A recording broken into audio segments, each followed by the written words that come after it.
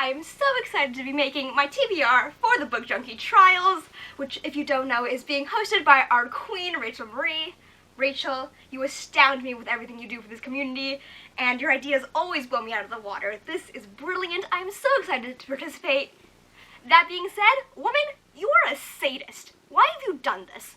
Okay, so, if you don't know how the Book Junkie Trials work, which, if you don't know, I will link the FAQ pinned post of the Bookie Trials down below, but essentially what you're supposed to do for the trials is that you are split into one of 4 teams, which you can do through a personality test, or you can just choose that you want to be on a team.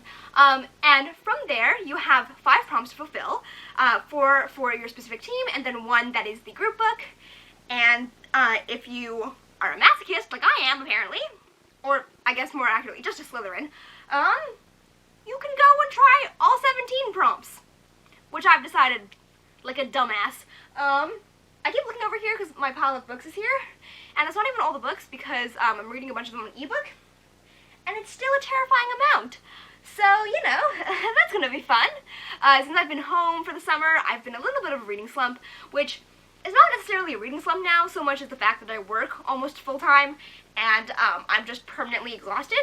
So, you know, clearly the solution to this is to read 17 books next month. I don't know why I've done this, but I've chosen to do this, and apparently I will now die on this hill. So, let's get started. If you're not joining us in on the excitement on Twitter, I suggest you do.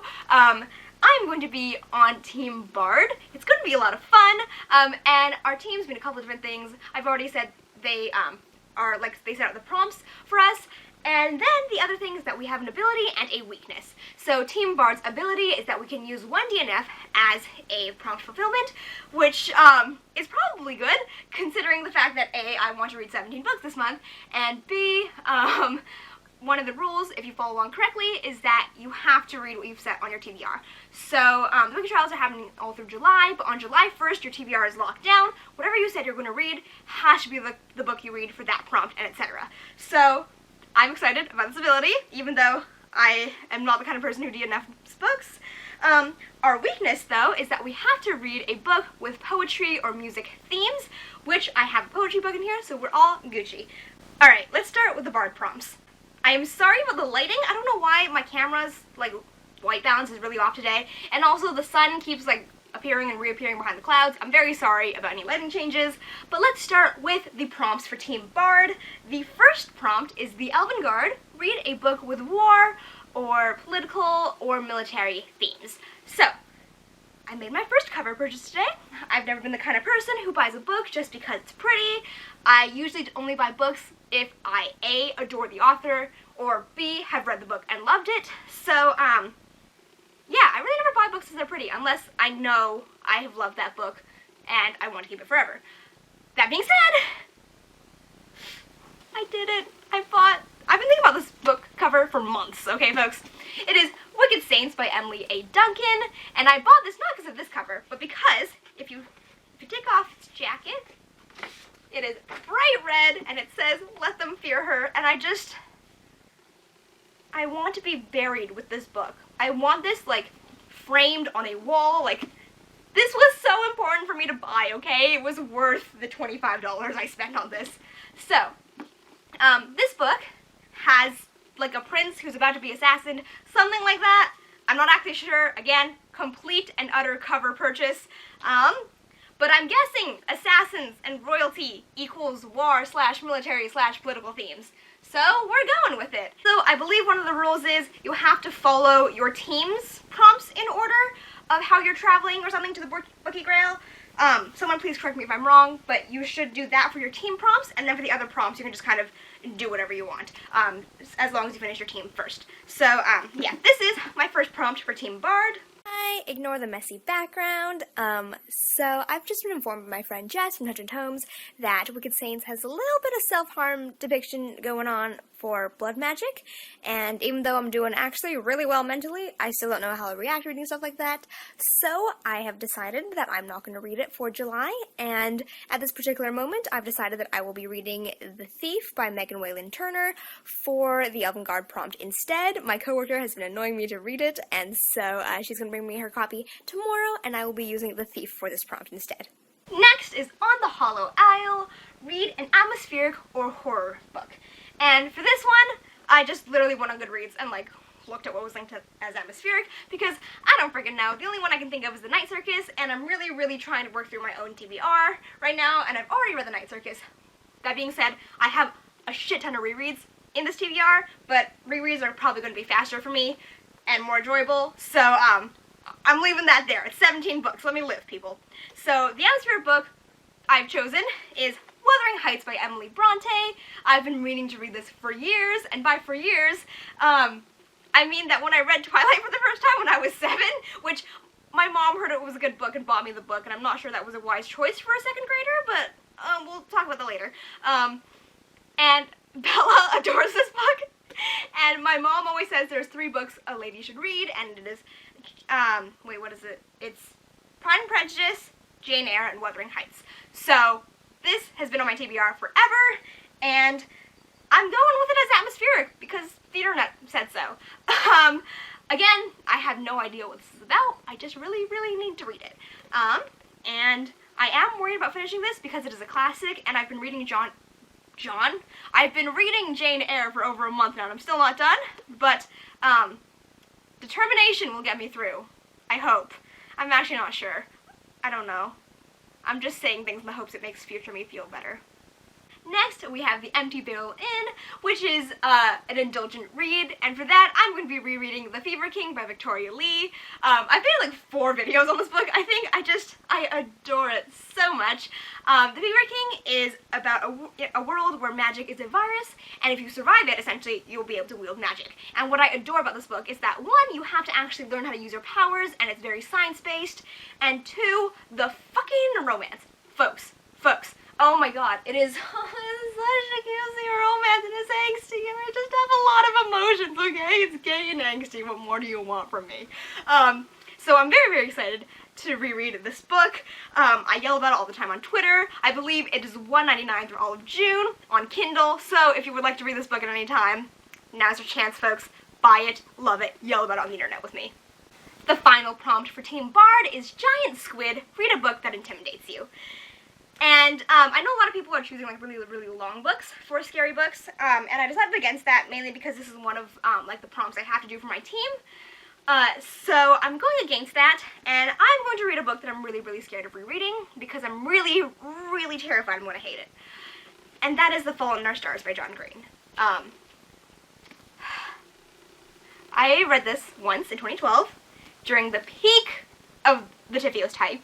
I watched the movie, and I sobbed like a baby, and all my friends loved it, and I'm really scared that I only like this book because of the hype. It's the same way I feel for Six of Crows. I'm really scared that the hype got to me.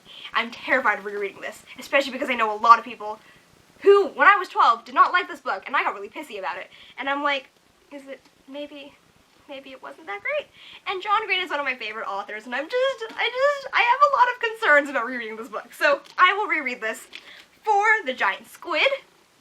If you don't know what Tiffyos is about, girl with cancer falls in love with boy with cancer, and they talk about books and eventually meet one of her favorite authors. I feel like that's an awful explanation of what this book is about, but that's essentially the rundown of it. And now that I've completed my travels as a bard, I will move on to the Bookie Grail, which is Stardust by Neil Gaiman, the group book. Again, I have no idea what it's about. I'm just reading things for July, I guess. I genuinely have zero clue. It's something with adventures and searching for something lost, I think. Now, the rest of the prompts, I believe I don't have to follow in any order. Please, someone correct me if I'm wrong. But I've just written them down in the order that Rachel has them on the Bookie Trials Twitter. And the first one is Crimson Peaks, reread a favorite book. And I went through a lot of options for this, but I finally decided on rereading Turtles All the Way Down by John Green. There's a lot of Green Brothers books on this list, just so you're forewarned. I I want to reread this mainly because I've just started a commonplace book, which I will link 2 videos down below by Jordan Clark and Sustainable Vegan about what a commonplace book is, but it's essentially a place where you leave like inspiration, things you want to remember, stuff like that, in one notebook. And I know for a fact there are so many quotes in here that I want to keep. So my Tumblr username is Storyteller and Story Told from this book. I just really want to reread this. I adore it. And yeah, so that is Crimson Peaks. And Turtles All the Way Down is about a girl named Asa, whose childhood friend's dad, who's also like a billionaire, goes missing. And she tries to find said dad while kind of re-meeting up with said childhood friend while dealing with school and her current friendships and also OCD. Queendom Stone is to read a book about royalty. And I have annoyed people to no end. I've been DMing people so much about this, and I want to read Red, White, and Royal Blue so bad. Holy crap, folks, okay? The lowest I've seen this rated is 4 stars by one person. Everyone else has given it 5 stars. I think the premise is adorable. I can't even. Red, White, and Royal Blue is about the son of the first female president and the Prince of England, and how they have kind of this very public feud, but at one very public altercation later, the PR teams are like, folks, you gotta at least pretend to be friends, please. So, pretend friendship becomes real friendship, becomes secret romance, and I'm so excited, okay? I have so many excitements about this book. I can't even English. But yeah, I've heard it's really, really good. I think the premise is adorable. I don't have this book, and I kind of really want to buy it because it's a debut on an LGBT book, and I just want to, and new adults, so I want to support it, but also, I don't buy a lot of books, so I don't know. My library doesn't have it. I'm just going to, probably cave and buy it. Y'all are gonna laugh at me for this next one, okay? The Forgotten Forests is to read the next book in a series, and if you look at my Libby account for this, you'll see I've taken this book out like 6 times by now. It is The Language of Thorns by Leigh Bardugo. I've put this on like 3 TBR videos at this point. I still have not read it. The Language of Thorns is a short story collection filled with short stories from the Grishaverse, and I've been meaning to read it for months. I think my first TBR with this was like February or March or something like that, and I still haven't read it. What's wrong with me? Actually, no, I know what's wrong with me. I'm just terrified of having to write a review for each story, so I just avoid it at all costs. Next is The Weeping Falls, read a tearjerker. And for this, I'm reading Love Letters or Suicide Notes by Doc Luben. I'm realizing I'm holding it on the different side than I've been holding all the other books. This is not traditionally published. Doc Luben just sold them on his Etsy store, but Doc Luben is one of my favorite slam poets. All of his poems are so devastatingly sad, and I love him and his poems so much. And I haven't read this yet, even though I've had it for years, and I'm very, very excited to actually read these. I'm even more excited to try to search them up and see what are on YouTube so that I can watch him recite them. I think I've heard about, hang on, let me see. I think I've seen about maybe like half of these, no, a third of these, maybe, that he's performed. So I'm very, very excited to get into this, even though I know it's going to be very, very sad. I will leave the poems I find in this that are on YouTube that he's performed in the description down below. Dwarf Mount is the prompt to read something with even just a little bit of romance, and I presented a variety of books that I had in my collection of 30 books that I own to my mother and made her choose one of them for romance, and she went, that one's colorful and pretty. So I am rereading An Absolutely Remarkable Thing by Hank Green. There's just a little bit of romance in here, and there's buyer up, and I love this book so much. I made a whole video right after I read this, which I'll link down below, where I scream and freak out about this book. Like, literally minutes after I finished reading this book, I had to make that video. And I know Romy from Books and Coffee with Romy just read this, and I had been texting her all about this book, and she loved it, and I'm so happy to see that. And yeah, it just made me really excited to reread this book. So I will be rereading An Absolutely Remarkable Thing. And An Absolutely Remarkable Thing, which is a mouthful to say, is about a girl named April May who discovers what she believes is like a giant art installation that looks kind of like a Transformer robot thing, but turns out they're not. They're these mysterious things that have appeared across 64 major cities at the exact same time. Any video footage of it has been cut. No one knows how they got there, who placed them there, they're just there. And it turns out to be some kind of weird communication request thing with aliens, maybe? And yeah, this is just a very fun book to read, and there's going to be a sequel, and Hank Green is writing it right now, and I'm so freaking excited to keep reading, okay? This has so many questions in it about morality, and how you deal with fame, and humanity, and all this stuff, and it is brilliant. The next prompt is Apothecary Towers, which is to read a random book from your bookshelves, which, if you've seen my unhaul video, all my books are just in a suitcase. My suitcase is just, I have one carry-on suitcase that is filled with yearbooks, magazines, and books, and that's pretty much it. So, from my 30 books, I don't have shelves to choose from, mainly because, like, I'm at home right now, kind of, because I also spend 8 months of the year in Toronto going to school, so, like, all my stuff is packed up. But yeah, so I just literally went through said suitcase and took out books until I saw the first book I hadn't read yet that was in my suitcase, and that is Misfit, Changemaker with an Edge by a guy whose name I can't pronounce.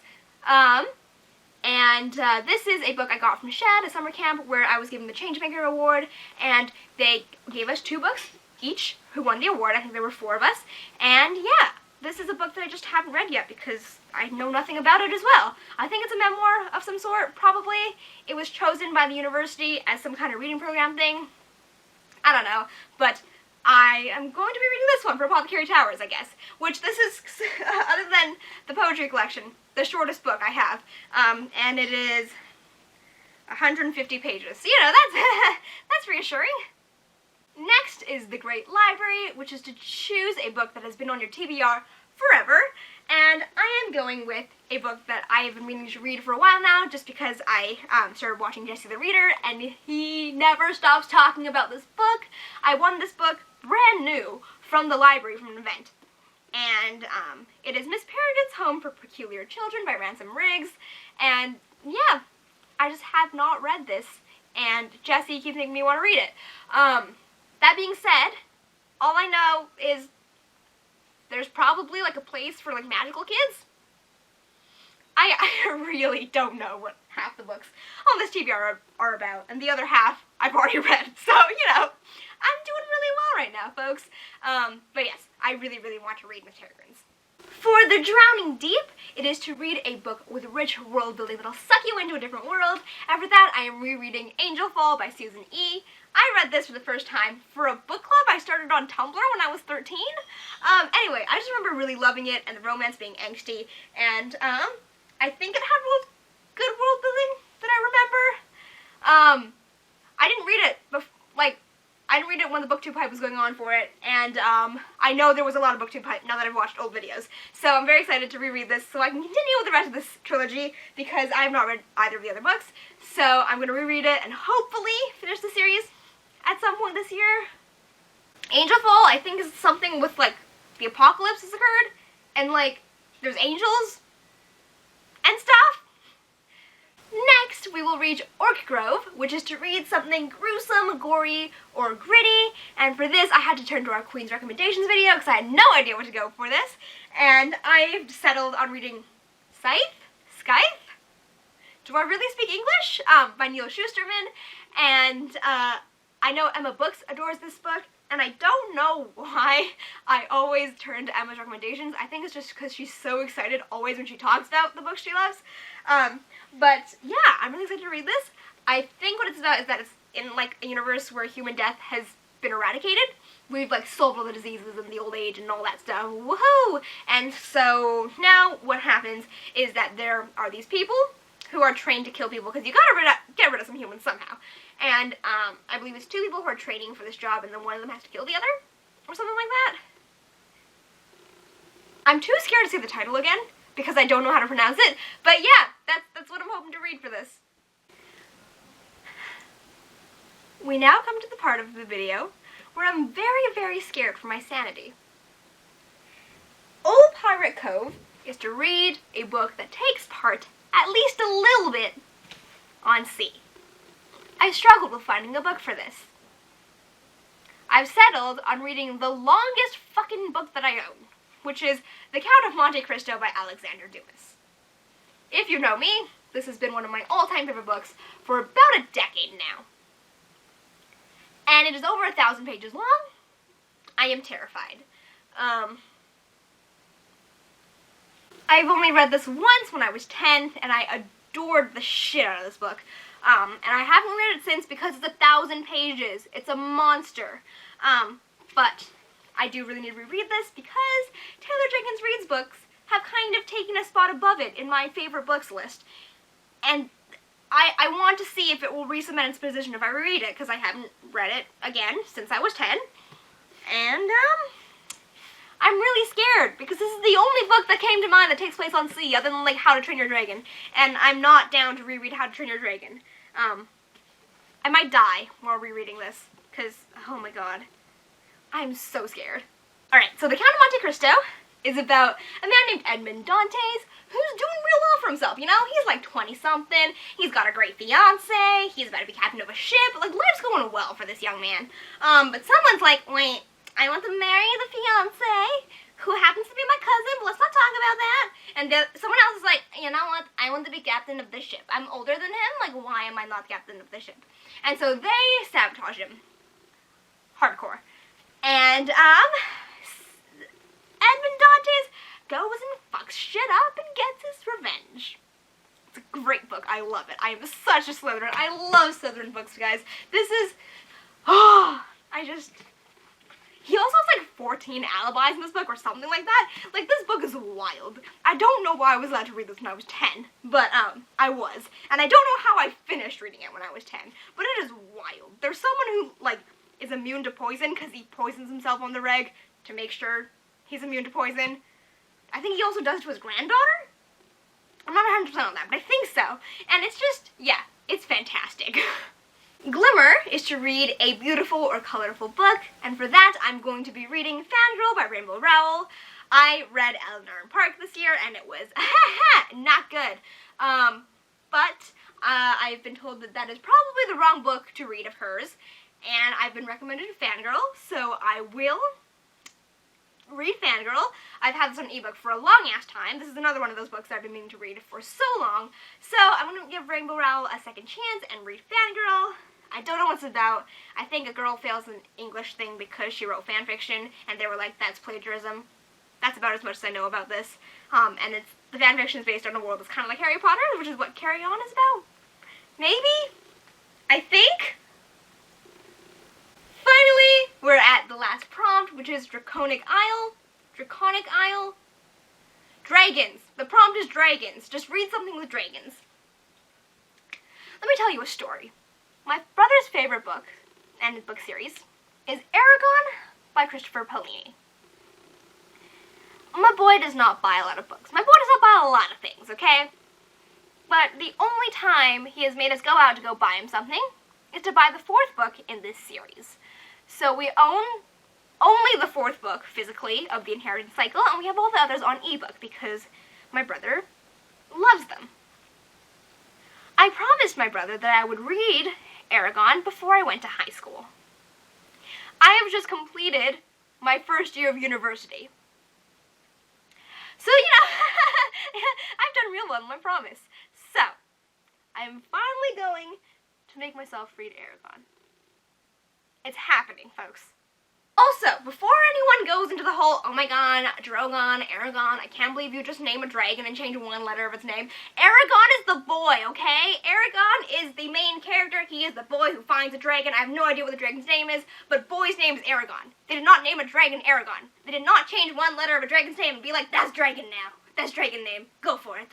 So yeah, I just want to say that, first of all, because I don't know why I'm so excited about this. My brother loves the series, not me, but, like, I'm very excited about this. So, what I believe the story is about is that ERAGON, like, is a boy, and he finds, like, a dragon egg, and, like, dragon now, or something to do with his uncle's inheritance. Dragons, that's all I know. Alright, those are all 17 books I'm hoping to read in July for the Book Junkie Trials. I hope you enjoyed this very complicated and confusing and very vague TBR. If you are participating in the Book Junkie Trials, please let me know. Tell me what team you're going to be on. Join us on Team Bard. I know that Jess from Tundra Tomes and Emily from Em Likes Books are also on Team Bard. It's going to be a great time. We're going to have some fun. Yeah.